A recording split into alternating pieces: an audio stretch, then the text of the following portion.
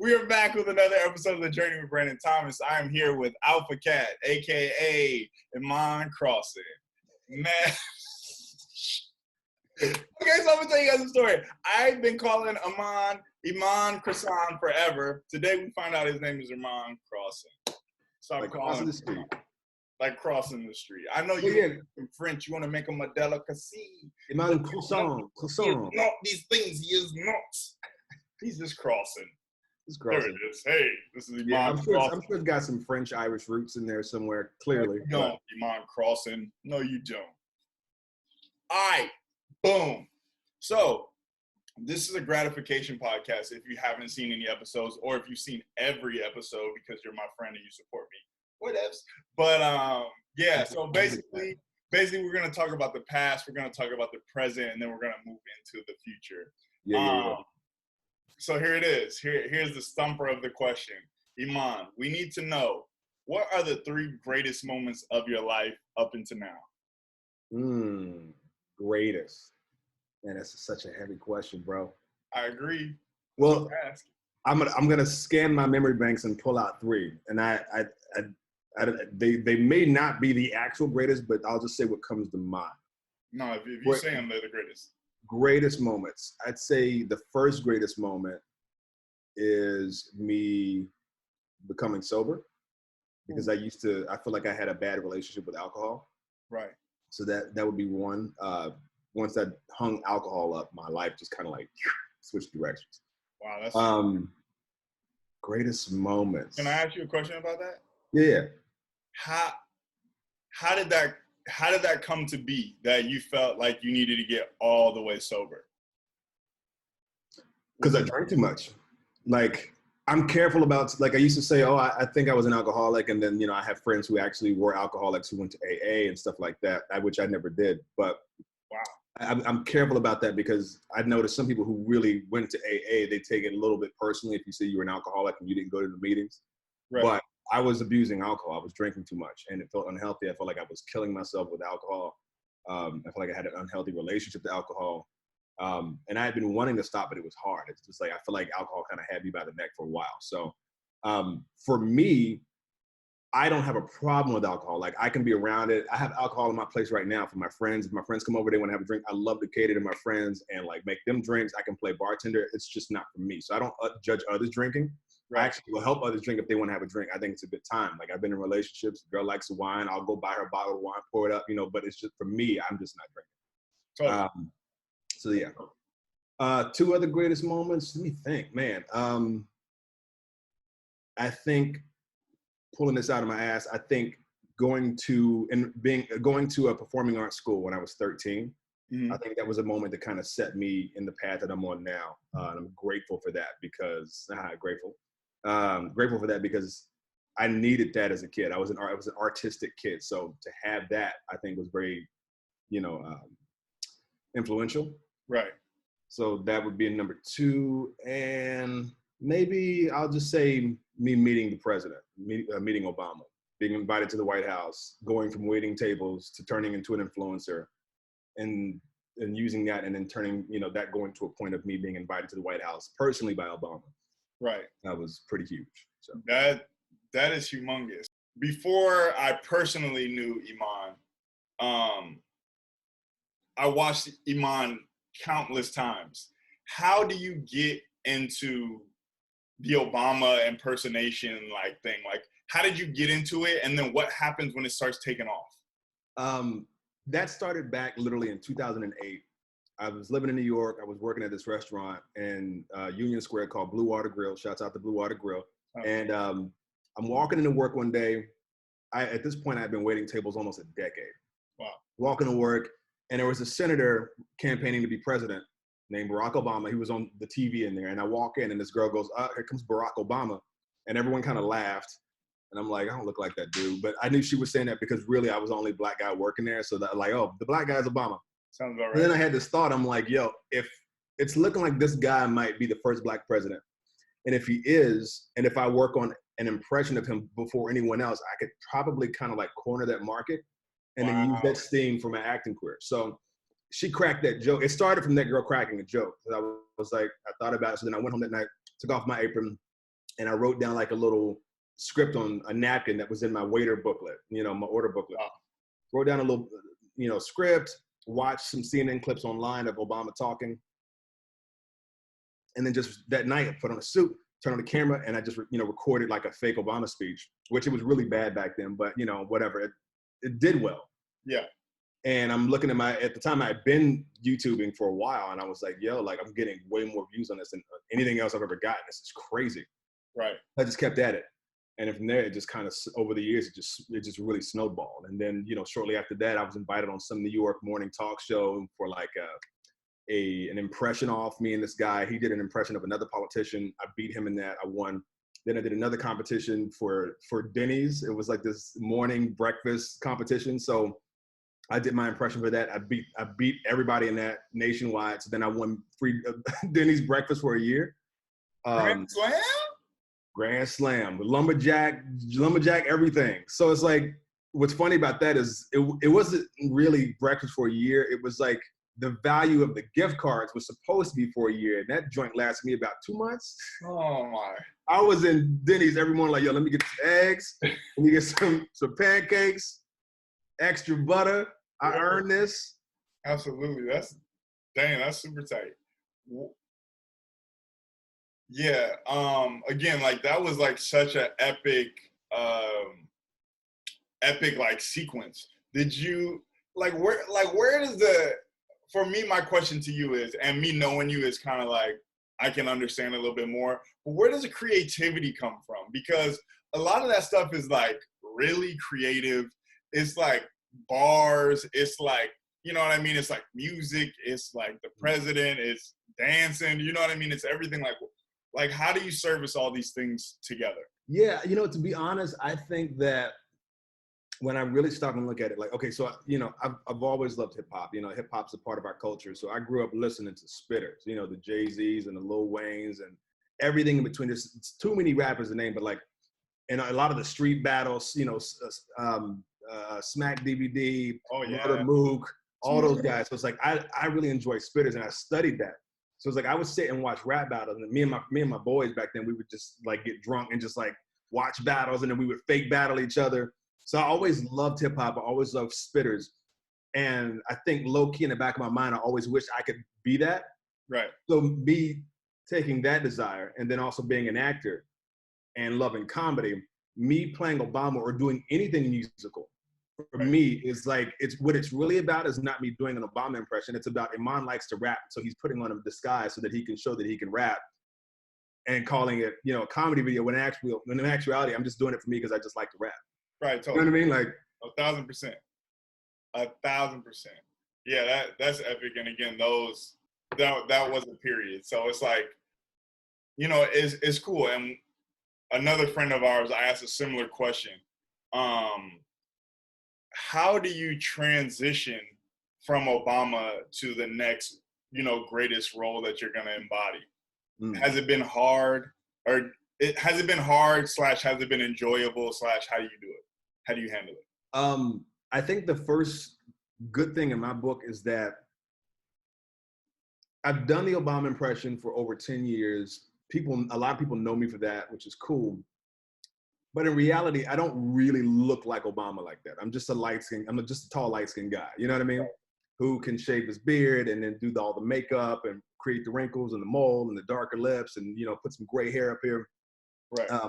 But without all of that, I don't look like him. So I think that's the first thing that helps me because out of the makeup, people don't really see Obama unless you know my videos. If I'm walking down the street and someone sees me, they're like, wait, you look familiar. And I'm always like, I just play the Clark Kent role. Like, I don't know.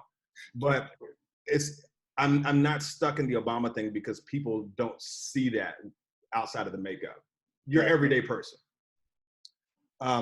But it's had its challenges, and not necessarily because of the Obama thing, but the acting industry, as you know, is a crazy beast. I've put in a lot of time and effort and still see newbies who just started book stuff, Right. So it's like, there's always going to be that challenge. For me right now, it's a matter of just putting all my effort and energy into that. I was just talking to someone about this yesterday, how I spent the last 15 or so years doing social media. And because that popped off for me, that's where my attention went. I was making crazy money. I was going crazy places, meeting the president, flying all over the world, working with Simon Cowell in England, like doing all kind of crazy. I'm sitting in a meeting with will.i.am, helping him write his video. Like it took me places that I didn't realize I never thought it would take me. Wow. But now that like that phase is kind of past for me, I realized, damn, I put in a lot of time and effort in social media, but I didn't put as much time as I wanted to, as I would have liked to, into acting. So for me, it's just a matter of just hammering hard everything that I can into acting right now, you know, and putting in the effort that I feel like I didn't put in prior to now. You know what I mean? Does that make sense? Yeah, totally. Just like, it's just a pivot in terms of like, I'm just shifting my energy. That's why people don't see me post as much. I'm just, my thoughts are like working on these monologues, writing these scripts, getting in these rooms with casting directors, perfecting my reel, getting new headshots. Like I'm just putting my energy, shifting it there. Reprioritizing. Right. I like that a lot. Okay, so we've dealt with the past. Can I ask, do you have a favorite video or favorite? Probably Obama on the death of Osama bin Laden. That one, I think, was the one where people like saw like, oh, this guy is spitting right now. You know what I mean? Like, right. And the story was funny because it was like when the news came that they found and killed Osama bin Laden.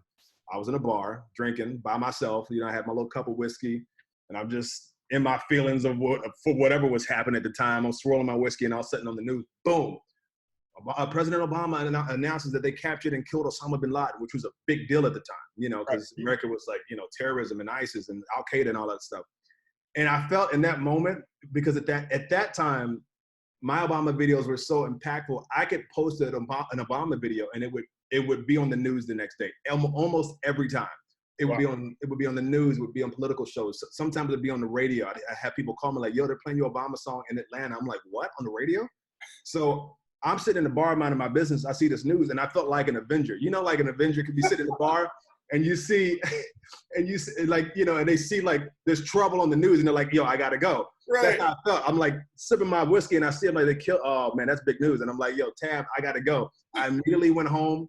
I get online, I start looking for a beat. And for me, like music is very organic. So it's like, I feel what I feel. So I'm going through instrumentals, and then I heard this beat, and it starts off, ba, ba, ba, ba. I'm like, this is the one, boom. So I just start writing. So for the next 2.5 to 3 days, I locked in my apartment, writing, recording. And then I finally did the makeup. In 3 days, I had written, produced, shot, edited, and posted the whole video, and it just blew up. And I was really proud of that one. I distinctly remember that. And my greatest thing, I'm going to be completely transparent, and I've said this to a couple of people. My greatest thing about getting into Hollywood has been meeting the people that I watched when I wasn't in it.